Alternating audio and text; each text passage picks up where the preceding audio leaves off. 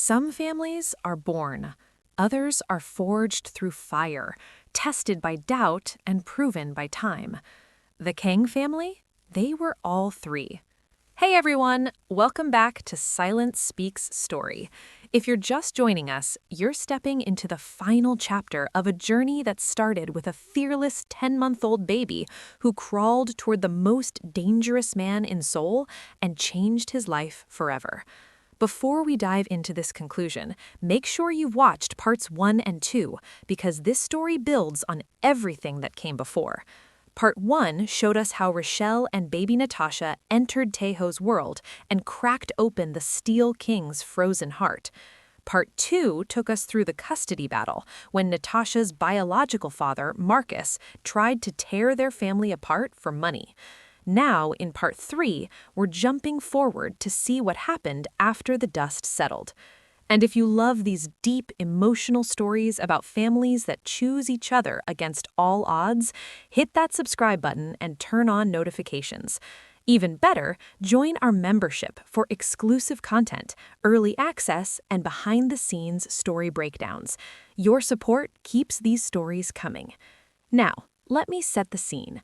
It's been 5 years since the courthouse. Natasha is 15 now, a teenager navigating high school, identity, and the complex reality of being Tae-ho Kang's daughter. But she's not an only child anymore. Tae-ho and Rochelle had a son together, 3-year-old Elijah Kang, the biological child who's supposed to make everything feel complete. Except Natasha's starting to wonder, does having a real Kang change how her father sees her? Does blood matter more when you finally have it? And when a school project forces her to explore her family tree, Natasha's about to discover that being chosen doesn't mean the questions ever fully go away. This is the final chapter, the one where we find out if chosen family can survive the ultimate test: time, biology, and a teenager's need to know where she truly belongs. Let's begin. The assignment should have been simple. Trace your family back 3 generations, Ms. Park announced to the class, handing out project guidelines. Explore your cultural heritage. Understand your roots. This is worth 20% of your grade. Around Natasha, students were already pulling out phones, texting parents for information. Easy, straightforward, the kind of assignment you could knock out in a weekend. Natasha stared at the rubric and felt her stomach knot. What was she supposed to put? The Kang family tree? The one she'd been legally grafted into 10 years ago? Her mother's Cameroonian heritage that Rochelle had left behind and rarely spoke about? Or the biological reality of Marcus Obi, a man whose DNA she carried, but whose existence she'd spent 5 years pretending didn't matter. Any questions? Ms. Park asked. Natasha kept her head down. No questions. Just the same complicated truth she'd been navigating since she was 10 years old. Her family didn't fit into neat boxes on a genealogy chart. That evening at dinner, she mentioned the assignment casually, keeping her tone light. We have to do a family tree project for history, 3 generations back. Tae-ho looked up from cutting Elijah's food. The Kang family records go back centuries. I can help you access the archives. And I can tell you about Cameroon, Rochelle added, smiling. About your grandparents, the village where I grew up. You've never asked much about that side. Because asking felt like admitting she didn't fully belong to the family sitting at this table. I'm a Kang, 3-year-old Elijah announced, banging his spoon for emphasis. Right, Daddy? That's right. Tae-ho ruffled his son's hair, and something in Natasha's chest tightened. Elijah didn't have to prove he was a Kang, didn't have to choose between heritage and adoption, between biology and love. He just was. Born into certainty while Natasha had been chosen into it, which should feel special, should feel enough. So why didn't it? Tasha? Rochelle was watching her with that careful attention mothers develop when they sense something wrong. You okay? Yeah, fine. Just thinking about how to organize it all. Thanks for offering to help. Later, in her room, she pulled up the assignment requirements again.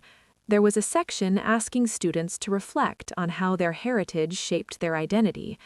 Natasha's pen hovered over the blank page. She was legally Natasha Kang, culturally disconnected from Cameroon, biologically tied to a man she'd rejected in a courtroom, raised by a former crime lord who'd taught her chess and how to negotiate, and that love was a choice you made every single day. How exactly was she supposed to put that into a family tree? Down the hall, she could hear Tae-ho reading Elijah a bedtime story, her little brothers giggling, punctuating their father's deep voice. The same voice that had read to her for years, the same patience, the same love. But Elijah would never have to explain why he belonged. He'd never have to defend his last name, or justify his place at the table, or wonder if having a biological son changed how their father measured love.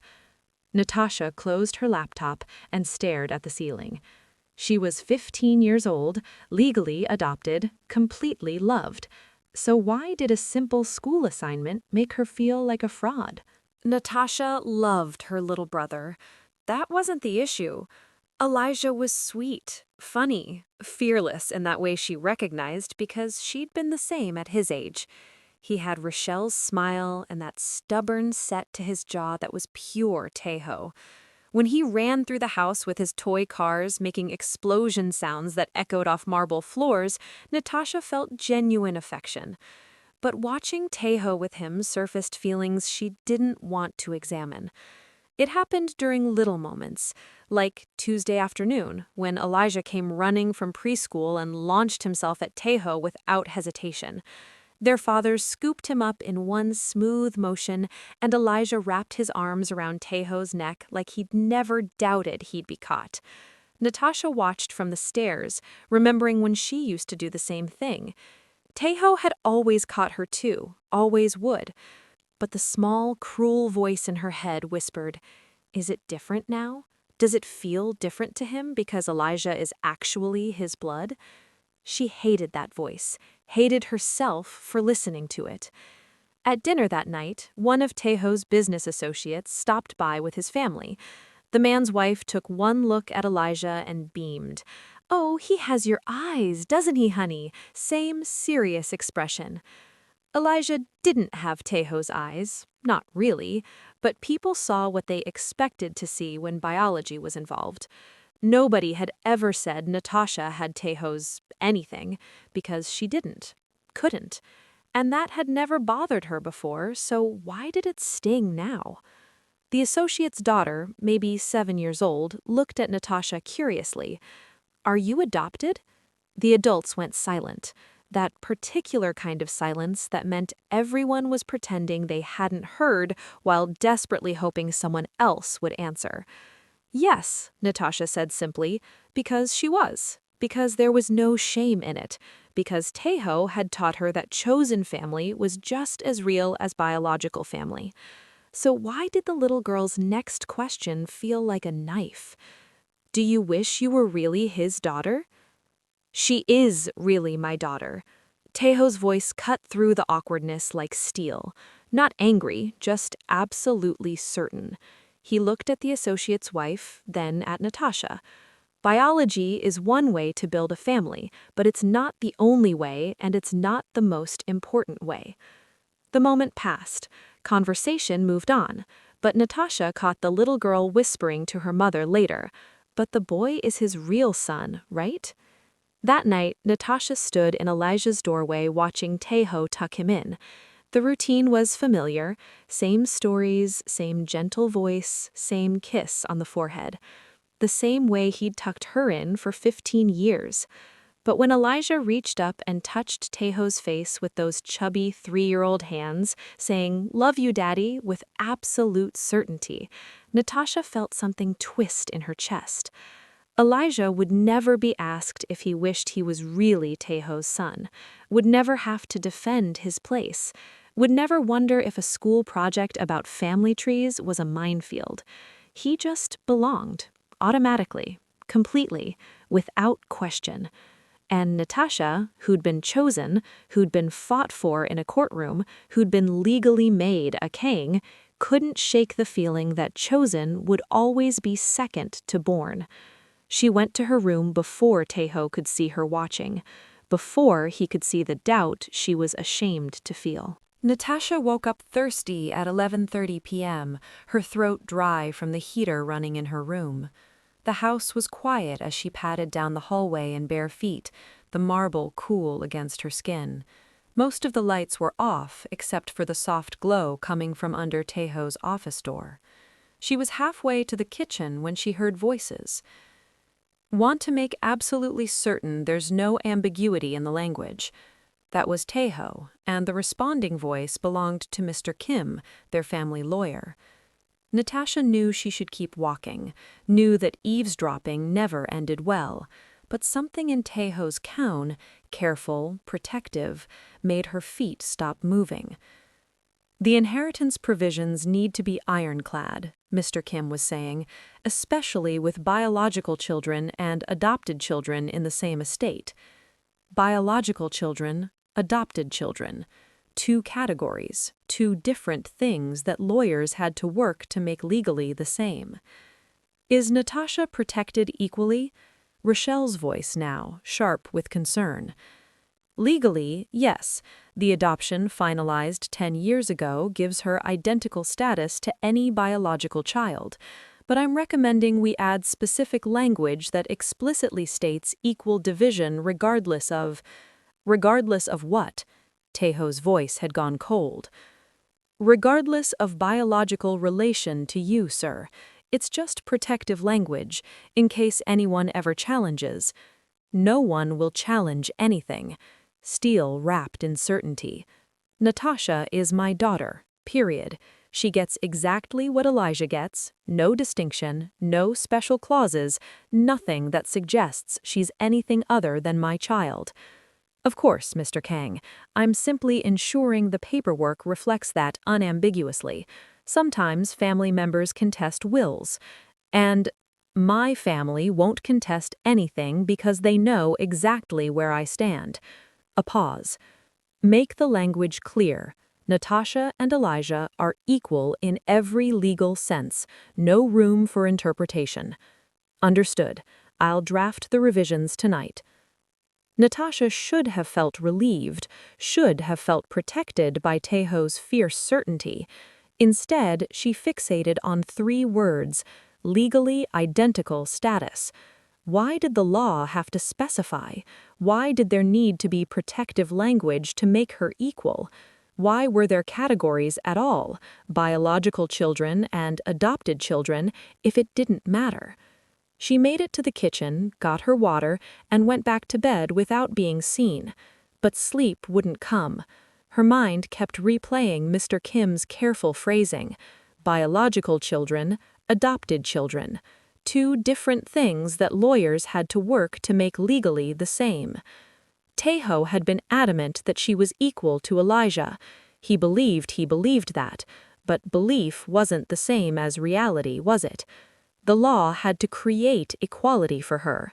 Elijah got it automatically. Natasha stared at her ceiling, the doubt that had been growing since the family tree assignment now spreading like cracks in ice. She was protected, provided for, legally identical. But legally identical implied that naturally, inherently, she wasn't. That without paperwork and protective clauses and careful language, she'd be different. Less. Other. And maybe, in ways that mattered, she always would be. The distance started small. On Wednesday, Natasha had calculus homework she couldn't figure out. Normally, she'd take it to Tae-ho's office, where he'd walk her through the problem with the same patient precision he used for business negotiations. This time, she stayed in her room and figured it out herself. It took 3 hours and 2 YouTube videos, but she got it done. Thursday was family movie night. They'd been doing it every week since Elijah was born. Popcorn, blankets piled on the sectional, Tae-ho letting Elijah pick something animated while Natasha pretended to complain but secretly enjoyed it. "Tasha," Elijah called from downstairs. "Movie time! I picked Moana." "I have a test to study for," she called back. "You guys go ahead." She didn't have a test. She sat on her bed listening to the sounds of her family laughing downstairs, testing whether they'd pause the movie and come get her. They didn't. Respected her space like she'd asked. It felt like failure. Friday, Tae-ho asked if she wanted to accompany him to a business dinner. He'd been bringing her occasionally since she was 12, teaching her how to read rooms and negotiate with silence. "I'm meeting friends," Natasha lied. She saw something flicker in his eyes. Hurt, maybe, or concern, but he just nodded. "Have fun. Text me if you need a ride." By Saturday, Rochelle was clearly worried. She appeared in Natasha's doorway with that careful mother expression that meant she was choosing her words. "Everything okay, baby?" "Fine, just busy with school." "You've been spending a lot of time alone lately." "I'm 15. That's normal, isn't it?" Natasha didn't look up from her phone. Rochelle lingered another moment, then left quietly. That hurt too. Why didn't she push? Why didn't anyone fight to keep her close? The answer came Sunday afternoon in the kitchen where Natasha was making tea and pretending she wasn't listening to Tae-ho and Rochelle talk in the next room. "She's pulling away," Tae-ho said quietly. "I've noticed. Should I—" He stopped. "Is this normal teenage stuff, or is something wrong?" "I think she needs space to figure herself out. 15 is complicated." "She's barely speaking to me." "Give her time. She knows we're here." But that was exactly the problem, Natasha thought, her hands shaking as she poured water. They were giving her space, being patient, respecting her boundaries. What if she needed them to not respect boundaries? What if she needed them to break down her door and demand to know what was wrong and refuse to let her hide? What if she was testing them and they were failing by being understanding? Later, Mrs. Chen found her sitting on the back steps, staring at nothing. The old housekeeper sat down with a grunt, her knees protesting. "You're punishing them for something they didn't do." "I don't know what you're talking about." "Yes, you do." Mrs. Chen's voice was matter-of-fact. "You're pulling away to see if they'll pull you back, testing whether you matter as much as you think you do." Natasha's throat tightened. "That's not—" "It is. And here's the thing, child. They're respecting you enough to give you space. That's not abandonment. That's trust." Mrs. Chen stood slowly. "But keep pushing, and eventually everyone gets tired of being pushed." She walked away, leaving Natasha alone with the question she couldn't answer. What did she actually want them to do? It happened at Han River Park on a Sunday afternoon. The weather was perfect. Warm sun, cool breeze, families everywhere. Tae-ho had suggested the outing, and for once, Natasha had agreed to come instead of finding an excuse to stay home. She told herself it was for Elijah, who'd been asking her to play with him all week, not because she missed her family, not because the distance she'd created was starting to feel more like isolation than independence. Elijah was in his element, running between the playground equipment with boundless energy. Rochelle sat on a bench with Natasha, both watching Tae-ho chase their 3-year-old brother in circles. "He's good with him," Natasha said before she could stop herself. "He's good with you, too," Rochelle said quietly. "Always has been." Natasha didn't respond, couldn't explain that good with her felt different now. Felt like obligation and choice rather than instinct and blood. That's when it happened. Elijah, distracted by a bird, wandered too close to the pond's edge. The embankment was gradual, safe enough, but the water was deeper than it looked. One second, Elijah was standing on the grass. The next, his foot slipped on wet rocks. Tae-ho moved faster than Natasha had ever seen him move. He crossed 30 feet in seconds, grabbed Elijah by the back of his shirt and yanked him away from the water before he could fall in. The fear on Tae-ho's face was visceral, raw, the kind of terror that came from somewhere primal and uncontrollable. He dropped to his knees, pulled Elijah against his chest and held him there. Just held him. His hands were shaking. "You're okay," Tae-ho whispered into Elijah's hair. "You're safe. You're okay." Elijah, who'd barely registered the danger, squirmed. "Daddy, I'm fine." But Tae-ho didn't let go, not for a full minute. And when he finally did, his hands were still trembling as he checked Elijah over, made sure he was unharmed. Natasha watched from the bench, 20 feet away, forgotten in the crisis. And something inside her shattered. She remembered the mansion attack when she was 10, remembered Tae-ho shielding her body with his, bullets tearing through walls, his arms wrapped around her like armor, remembered him holding her afterward with that same raw fear. The same. It had been exactly the same. But watching him with Elijah now, she couldn't shake the thought that poisoned everything. Is the fear different when it's your biological child? Does the relief go deeper? Does it matter more when they share your blood? The rest of the afternoon blurred. They had lunch. Elijah recovered instantly, already asking to go back to the playground. Tae-ho kept him closer this time, watchful. Nobody seemed to notice that Natasha had gone completely silent. At dinner that night, it finally erupted. "You've barely said 3 words all evening," Tae-ho observed, his tone careful. "Did something happen at the park?" Natasha pushed food around her plate, said nothing. "Natasha," firmer now, "talk to me." "Why?" The word came out sharp. "Why do you care?" Tae-ho's fork stopped. "What kind of question is that?" "You have a real son now." Natasha's voice was rising, 15 years of certainty cracking open. "You don't need the project you took on when I was a baby, the charity case, the girl you felt obligated to protect because her biological father was trash." The silence that followed was deafening. Rochelle's hand covered her mouth.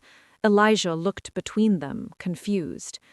Tae-ho's face went completely blank, that controlled emptiness he used when he'd been hurt but refused to show it. "Is that what you think? That you're a project?" Natasha stood up, chair scraping. "I don't know what I think anymore." She left before the tears could fall, before she could see the devastation in her father's eyes, before she could take back the words that had finally made the invisible doubt visible.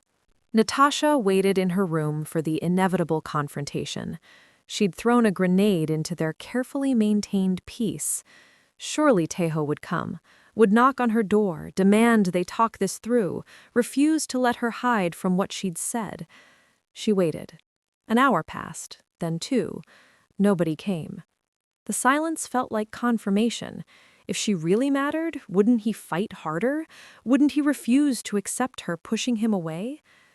What Natasha didn't see, Tae-ho sitting in his office with his head in his hands, looking more defeated than he had facing armed rivals. "I don't understand," he said to Rochelle, his voice raw. "I've loved her the same since she was 10 months old, every single day. How does she not know that?" Rochelle sat beside him, her own heart breaking.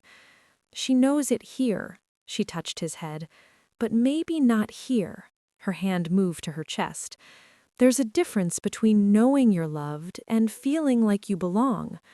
She belongs. She's mine. She's always been mine." She's also 15 and watching you parent a biological child for the first time. Maybe she needs to hear things we've always assumed were obvious. What things? That I love her? That biology doesn't matter? I've shown her that for 15 years. Showing and saying are different. Rochelle took his hand. Maybe she needs the words, even if the actions have always been there. Downstairs, Mrs. Chen found Elijah sitting on the bottom steps, his small face worried. "Is Tasha mad at Daddy?" "No, little one. She's just confused about some big feelings." Daddy looked sad. "He is sad, but not angry. Never angry." Elijah thought about this seriously. "Should I share my crackers with him? That makes me feel better when I'm sad. Mrs. Chen smiled despite everything. That's very kind, but I think Daddy needs something else right now. What? Time, and his big daughter to remember how much he loves her. In her room, Natasha finally moved from her bed to her desk, mechanically starting on homework she didn't care about, anything to avoid thinking about the look on Tae-ho's face when she'd called herself a project. She'd meant to hurt him, had wanted to see if he'd feel pain at the possibility of losing her. Now that she'd succeeded, she felt hollow instead of validated. Her phone buzzed, a text from Rochelle. "We love you. When you're ready to talk, we're here. No pressure, just love." Not from Tae-ho, from her mother, speaking for both of them. Natasha threw her phone across the room. That night, she couldn't sleep. Around 2 a.m., she crept out of her room and down the hallway, intending to get water. She passed Tae-ho's office. The light was still on. Through the crack in the door, she saw him at his desk, but he wasn't working. He was just sitting there, staring at a photograph she couldn't quite see from her angle. His shoulders were slumped in a way she'd never seen. The Steel King, who'd faced down crime lords and prosecutors and assassination attempts, looked utterly defeated. By her. By 15 words spoken in anger. Natasha wanted to go in, wanted to apologize, to take it back, to tell him she didn't mean it. But shame kept her frozen.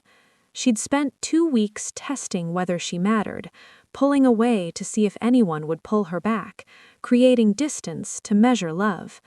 Now she had her answer. They'd given her space because they trusted her, respected her enough to let her work through whatever she was feeling. And she'd mistaken trust for indifference.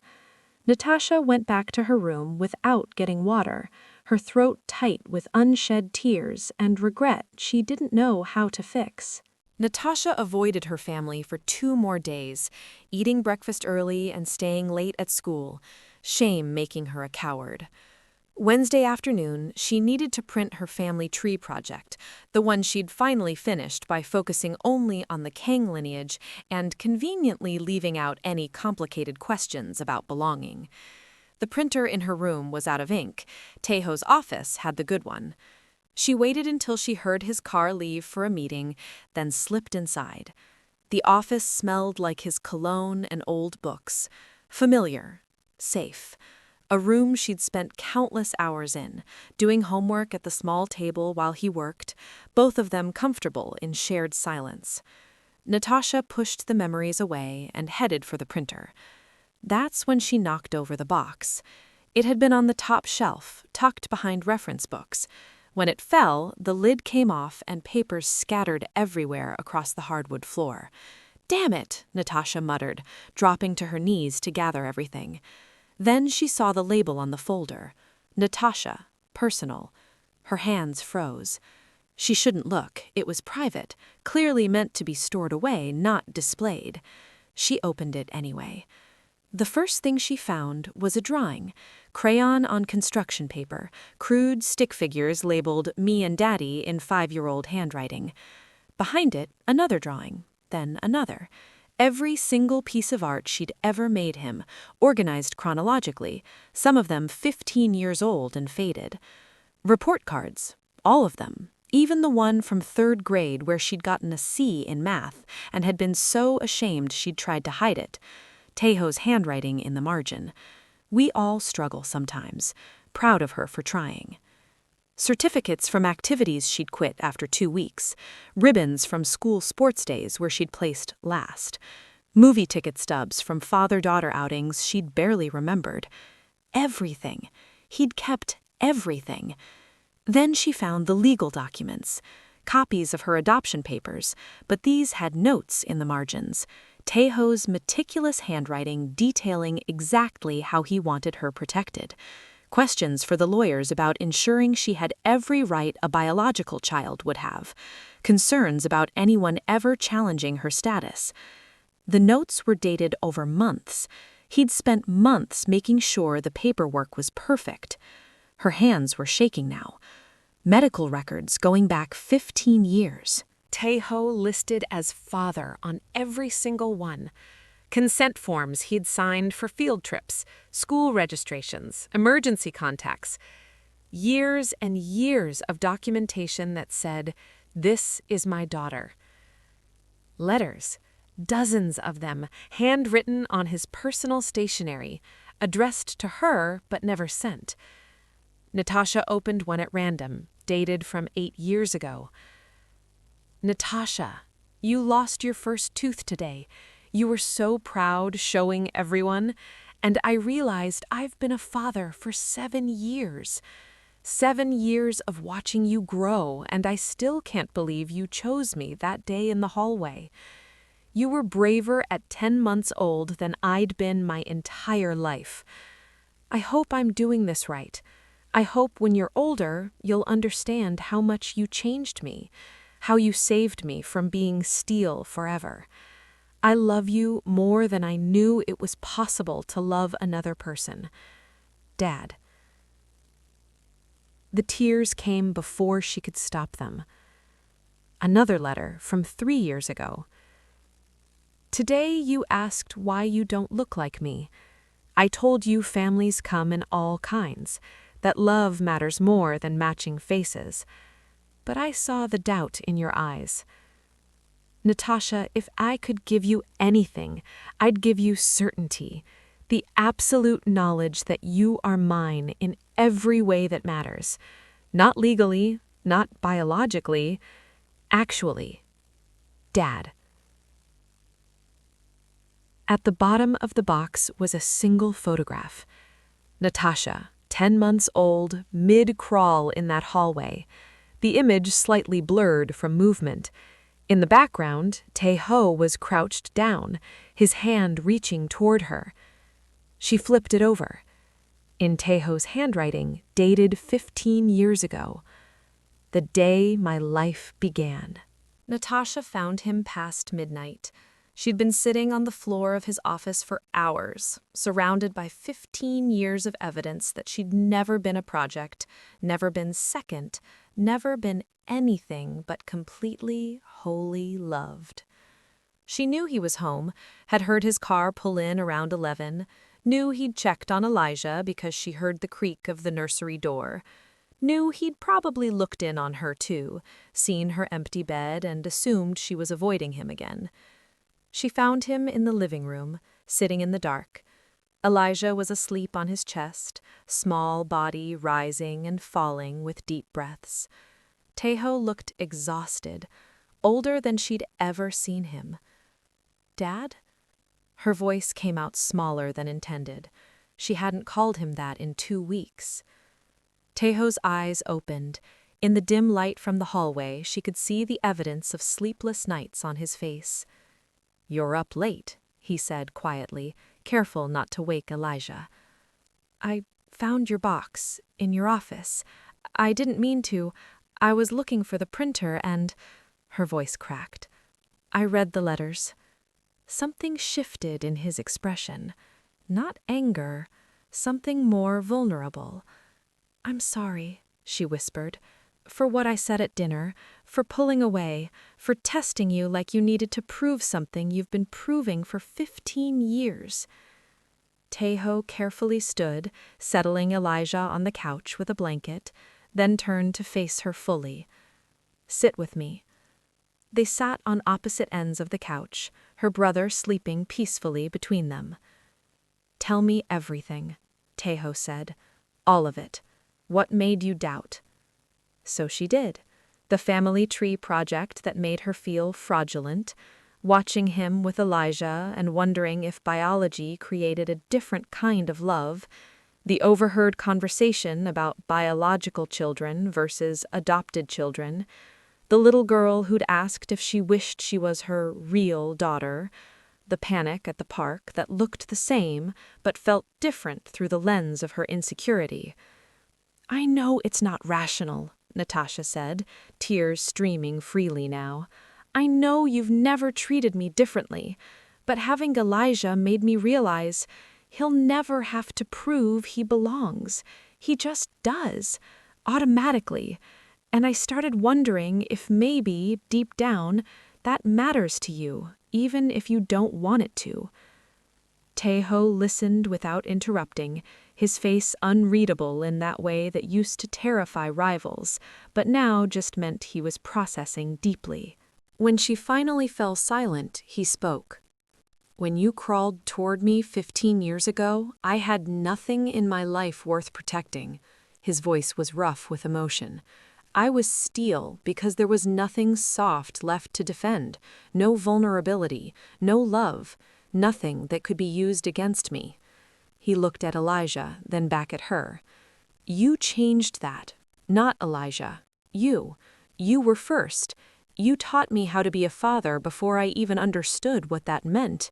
You showed me that being chosen could matter more than being born, that love could exist without obligation or biology or any logical reason. But Elijah is my biological son, and I love him completely. Tae-ho's eyes met hers. But, Natasha, you're the child who saved me. You crawled toward a man everyone feared and decided I was worth trusting. Do you understand how rare that is? How precious? I was a baby. I didn't know. Exactly. You didn't know you were supposed to be afraid. You just saw me. His voice broke slightly. And you've been seeing me, really seeing me, ever since. The custody battle, when you stood in that courtroom and chose me, that wasn't obligation. That was you, at 10 years old, understanding what family really means. Natasha wiped her eyes. I saw the notes, on the adoption papers. You spent months making sure I was protected. I spent months terrified I'd fail you. Tae-ho leaned forward. Every parent worries they're not enough, but with you, I had an extra layer. What if you grew up and regretted choosing me? What if you looked back and wished Marcus had stayed? What if biology mattered more than I wanted to believe? It doesn't. I know that now, but 15 years ago, I was learning. And Natasha, I'm still learning, still figuring out how to be the father you deserve. He paused. But here's what I know for certain. You are not a project. You're not second to Elijah. You're not defined by paperwork or legal protections or anything except this. You're my daughter, the first person who taught me what that word meant. Natasha moved closer, and Tae-ho pulled her into his arms the way he had when she was small. I'm sorry I doubted, she whispered against his shoulder. You had every right to question, but next time you doubt, his arms tightened. Come to me. Don't pull away. Don't test from a distance. Just ask. Will you always choose me? Every single day, for the rest of my life. That's what love is, Natasha. Not a feeling, a choice, made over and over again. Between them, Elijah stirred, mumbling in his sleep. Brother and daughter, both his, both loved, both chosen in different ways. But Natasha understood now. Being chosen first didn't make her second. It made her foundational. Natasha stood in front of her history class 3 days later with a presentation that would probably cost her points, but felt more honest than anything she'd ever created. Ms. Park had asked for a traditional family tree, 3 generations, biological lineage, cultural heritage mapped in neat branches. Natasha had made something different. This is my family tree, she began, projecting the image onto the screen. But it's not organized the way you probably expected. Instead of a traditional tree with branches spreading from biological ancestors, Natasha had created a timeline of choices.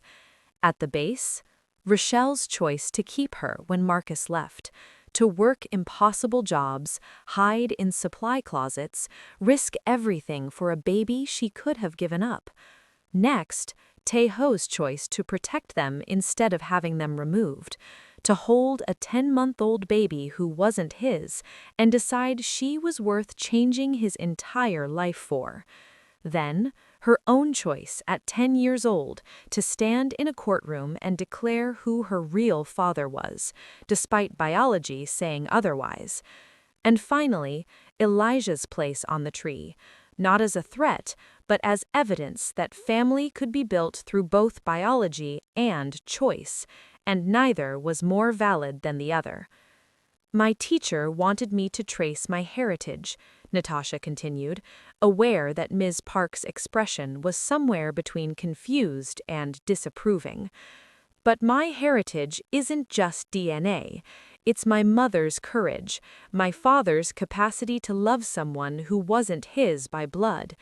It's the choice we all made to be a family when we could have walked away. A student raised their hand. But what about your real family tree, your biological grandparents? I have a biological grandfather I've never met, who shares my DNA but nothing else. And I have a father who shares my last name, my home, my history, and 15 years of showing up. Natasha's voice was steady. Which one do you think matters more to who I am? The class went silent. Ms. Park cleared her throat. Ms. Kang, this doesn't really follow the assignment parameters. I know, and I accept whatever grade that earns me. Natasha looked directly at her teacher. But you asked us to explore what shaped our identity. This is my answer. Family isn't about biology. It's about who stays. She sat down to scattered applause and Ms. Park's disappointed sigh. Later, when the grade came back, a C for not following directions, Natasha didn't care. Because that evening, Tae-ho framed her presentation and hung it in his office, right next to the photograph from 15 years ago. At dinner, Elijah pointed at the frame excitedly. "That's us! That's our family!" "That's right," Tae-ho said, his hand resting on Natasha's shoulder. "Am I on the tree?" Elijah asked. "You are," Natasha confirmed. "Right here, my little brother who completes our family. Because I was born into it? Because we all chose to love you," Rochelle said gently, "just like we chose each other." Elijah seemed satisfied with this answer and went back to his food. Later, when Natasha was heading to bed, she found an envelope on her pillow. Inside, a note in Tae-ho's handwriting. "You got a C on the assignment, but an A+ in understanding what matters. Proud doesn't begin to cover it. Dad." Beneath his signature, he'd added something else. "P.S. The letters in my office, I'm still writing them, still documenting this journey, because 15 years later, I'm still in awe that you chose me first." Natasha pressed the note to her chest, finally understanding what she'd spent weeks doubting. Biology had given her Marcus's DNA, circumstance had brought her to Tae-ho's mansion, legal paperwork had made her a Kang, but love, daily, chosen, unwavering love, had made her his daughter, and that was the only heritage that mattered. She found Tae-ho in his office, looked at him seriously and said, "Thank you." "For what?" "For choosing me every single day, even when you forgot you had." Tae-ho pulled her into a hug. "Always, Natasha. That's not a choice anymore. It's just who I am." In the hallway, the family tree hung on the wall, not a chart of genetics, but a map of choices that had built something stronger than blood. Elijah ran past, chasing a toy car, yelling for his sister to play. Natasha smiled, let go of her father, and went to chase her brother, because she finally understood she wasn't competing with Elijah for their father's love. She was the one who'd taught Tae-ho to love in the first place, and that made her irreplaceable, not despite being chosen, because of it. You know what breaks my heart about Natasha's spiral? She had 15 years of evidence, actual physical proof that she was loved completely, and she still doubted. Not because Tae-ho failed her, not because he loved Elijah more, but because insecurity doesn't care about evidence. It whispers louder than facts. It takes one overheard legal conversation and twists it into proof that you're less than, that you're different, that chosen will never equal born. And here's the thing, Natasha's feelings were valid, even though they weren't based in reality. Because being adopted, even in the absolute best circumstances, sometimes comes with this quiet question that won't go away. Would they love me more if I was really theirs? Tae-ho kept every crayon drawing, wrote letters he never sent, spent months perfecting legal protections, held her through nightmares and negotiations and a literal custody battle. 15 years of showing up every single day. But Natasha needed to hear the words too. And that's what this final chapter teaches us, that sometimes showing isn't enough. Sometimes the people we love need us to say it out loud, even when we think it's obvious. Even when we've proven it 1,000 times. You're not a project. You're the child who saved me. You were first. Those words from Tae-ho, that's what Natasha needed, not because the actions weren't there, but because doubt is a language that only truth spoken directly can silence. So here's my question for you, and I really want to hear your thoughts on this. If you were Natasha, would you have doubted too? Or do you think 15 years of consistent love should have been enough to silence the insecurity? And here's the harder one. If you're a parent, biological or adoptive, how do you make sure your kids know they're equally loved when biology creates automatic belonging for some but not others? Because this is real. There are families everywhere navigating this exact dynamic. Biological kids and adopted kids, step-siblings and half-siblings, blended families trying to make sure everyone feels equally chosen. Drop your honest answers in the comments. Were you Team Natasha, understanding why she spiraled? Or were you frustrated with her for doubting what Tae-ho had proven repeatedly? And if you've lived this, either as the adopted child or the parent, what helped you feel certain about where you belonged? If this trilogy reminded you that family is built through daily choices, not genetic accidents, that the people who show up every single day are your real family, regardless of DNA, hit that subscribe button and ring the notification bell so you never miss a story. And if you want to go deeper with exclusive content, early access to new stories, behind-the-scenes breakdowns of how these narratives are crafted, and a community of people who believe chosen family is real family, join our membership. Your support keeps these stories coming and helps us explore the complicated, beautiful truth about what family really means. Because the best stories aren't fairy tales where everything is simple. They're about real people, like Natasha, like Tae-ho, like all of us, trying to figure out where we belong and learning that sometimes belonging isn't about blood or paperwork. It's about someone looking at you and deciding every single day, you're mine, and I'm not letting go. Tae-ho Kang started as the Steel King with nothing to lose. A 10-month-old baby crawled into his life and taught him what love was. A custody battle proved that biology doesn't define parenthood. And finally, a 15-year-old's doubt gave him the chance to say what he'd been showing all along. You were first. You taught me how to be a father, and that makes you irreplaceable. Natasha questioned her place for a few weeks, but she was never actually at risk of losing it. Because once you're chosen by someone like Tae-ho Kang, someone who loves with the fierce certainty of daily decision rather than biological accident, that choice doesn't expire. It just gets stronger with time. Until next time, remember, the family that chooses you is choosing you on purpose, and that's more powerful than any DNA test could ever be. So tell me in the comments, does biology create a different kind of love, or is chosen love actually stronger because it's intentional? Let's talk about it. And if this story moved you, share it with someone who needs to hear that being chosen isn't second best.